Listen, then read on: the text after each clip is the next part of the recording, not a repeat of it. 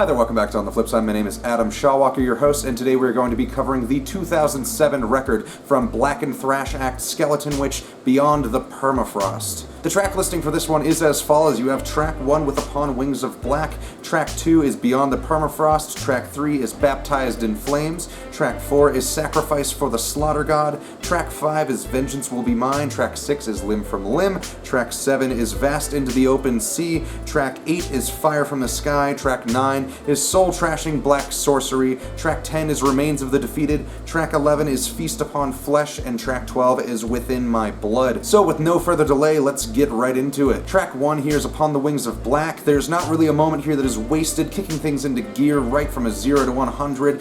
This album kind of just abruptly starts. It is kind of a little bit jarring if you're not expecting it, but regardless, it's pretty well done.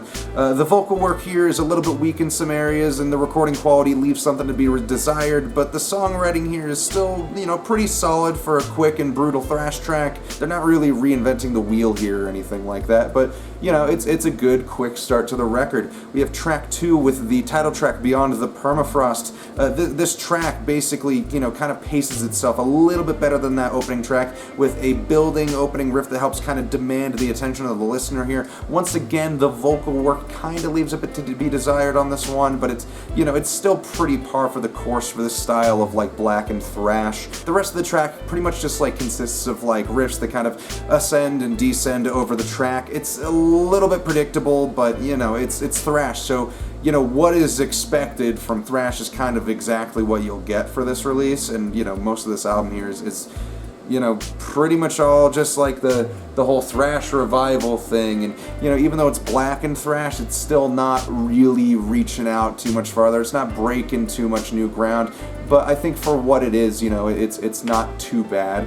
We have track 3 with Baptized in Flames. This is kind of the first moment on the album where I really thought we were going to get into something a little bit more interesting. The intro to this song kind of pulls some inspiration from some of this Swedish kind of epic doom tracks with these huge sounding melodies, and this kind of fades back into a more traditional thrash element, but its influence, that Swedish stuff is kind of definitely felt through the rest of the track here. The vocals are a little bit better on this one, but the lyrics kind of suffer a bit from cliche. Not a huge issue as the track kind of keeps going, and the instrumentals kind of help you overlook that issue a bit, but the solo here is pretty sloppy, decent but sloppy. I think the track length here really kind of benefits the song, kind of giving it a little bit more room to breathe and giving it some more kind of time to develop, I guess.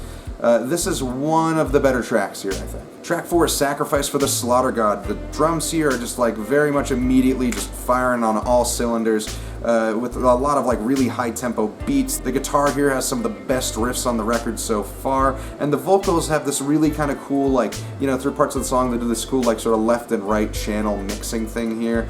Nice little touch. Also, the solo on this song I think is the best on the record so far. I wish, this whole track was a little bit longer, but it's just shy of 3 minutes. This is probably my favorite song so far, though. Track 5 is Vengeance Will Be Mine. This track gives itself, some time to kind of build up for a quick entry into a raw thrash beat at the beginning of this song. There's really an excellent kind of power chord progression through this thing, that kind of just runs down the neck, lower and lower notes. It's like that high scale that just kind of I don't know, it's a descending pattern that's kind of it's really neat and draws your attention when you hear it, and you're that's pretty neat, but they kind of squander it. They don't really, do much more on that front. It kind of falls back into the sort of crutch that is a lot of thrash music writing, in that there's a lot of really awkward transitions here, and there's just kind of a lot of really disjointed segments of this song, and they don't really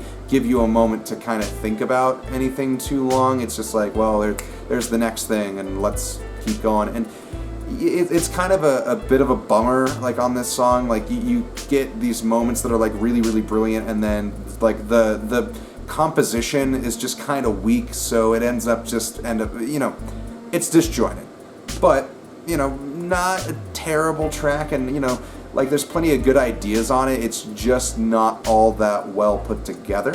We have track 6 with Limb from Limb, more of this kind of epic doom riffage for the intro here.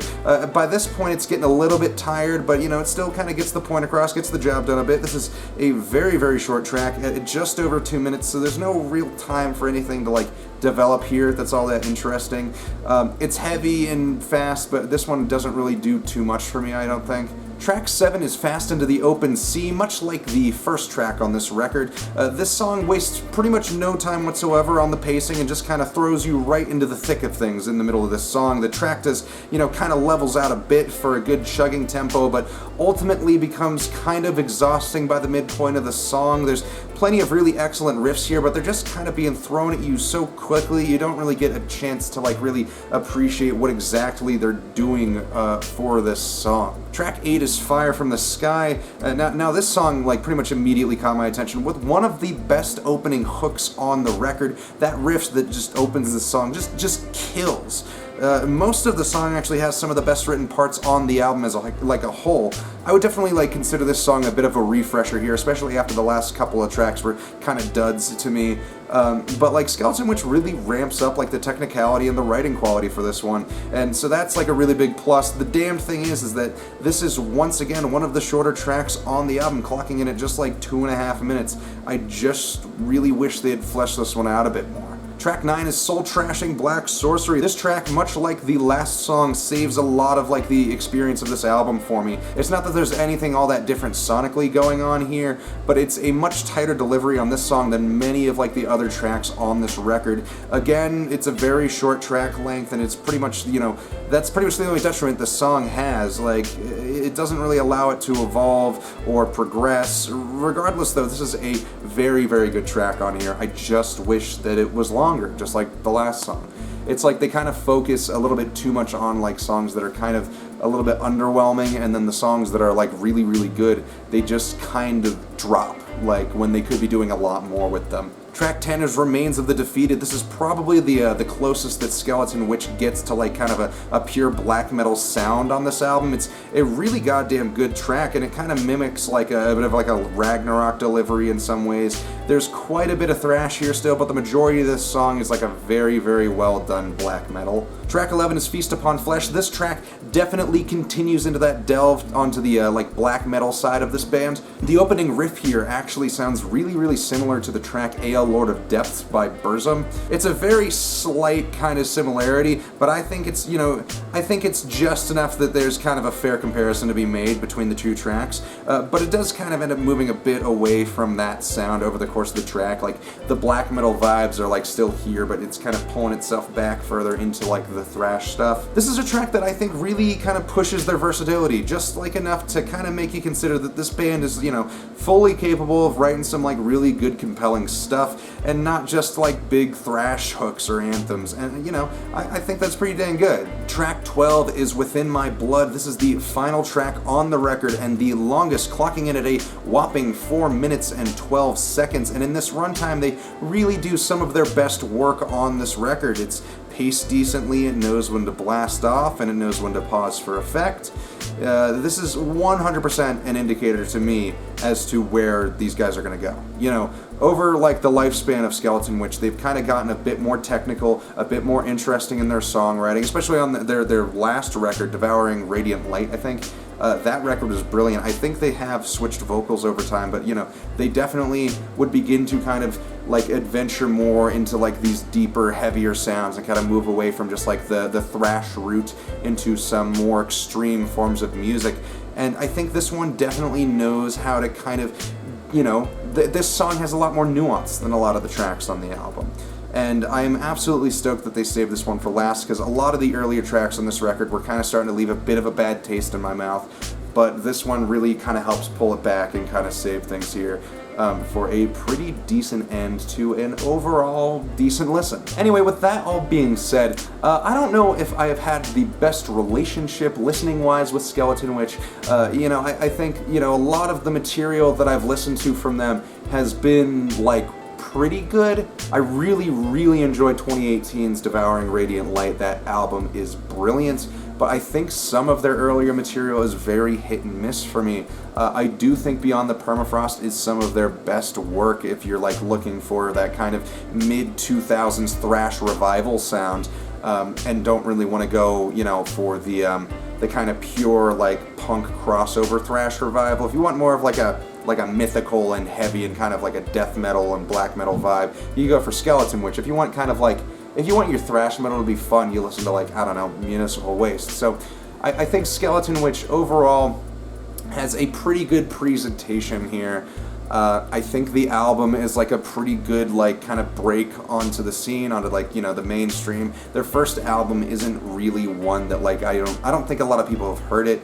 You know, it came out in like 2004 and is kind of more of like a compilation of like, I wouldn't even say demos, but just like not like really, you know, adult or like mature tracks. You know, I think it's a good album, but I think that for me this is kind of really their first album, you know. I think a lot of projects will like, you know, a lot of bands will release like a project early on and it's kind of like, oh, this is our first thing, but you know, half the time it ends up getting reworked anyway. But I think you know, as far as starts for a band go, I think Beyond the Permafrost is pretty decent. I don't think, you know, it is like an absolutely must listen, but I think for what they were going for, I think they did a pretty good job.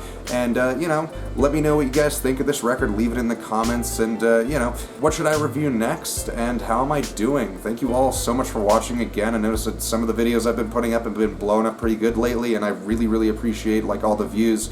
If you're liking the channel, just, you know, consider subscribing, comment, leave a like. It helps with the algorithm stuff. I'm sure you guys already know that. Everyone does this whole spiel at the end of their shit anyway.